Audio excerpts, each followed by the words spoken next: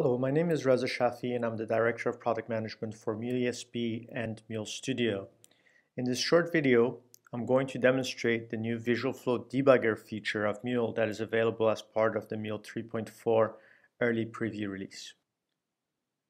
I have here in Studio a flow that begins with an HTTP endpoint, then uses the Twitter Cloud Connector to obtain my Twitter information, goes on to use Data Mapper to generate an XML message, and finally converts the message into an HTTP response using our HTTP response builder. To demonstrate the new Visual Flow Debugger features, I'm going to begin by placing a breakpoint on my Data Mapper node. So let's do that here. Note that I could place the breakpoint on any of the elements in my flow. I can now run the project in debug mode just like I would do with any of the Eclipse projects using the debug run commands here.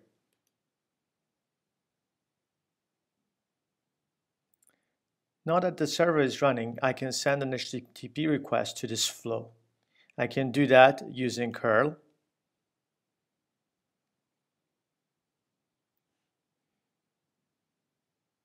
And I should see it stop right away at the breakpoint. And as you can see, that's exactly what has happened here.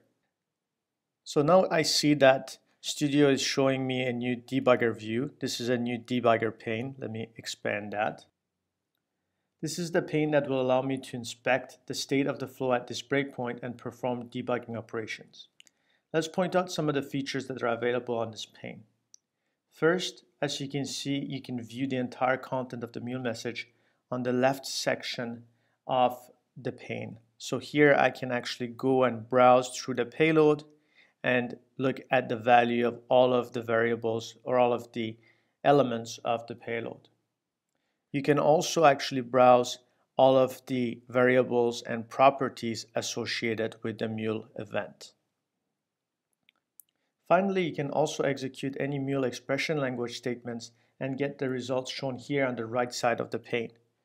As an example, if I do a payload ID expression, I should see the ID associated with a Twitter message that has flown into this flow. Now that I have looked at the state of the message, I can also navigate the debugger with the standard debugger functions. For example, let me just step through to the next message processor.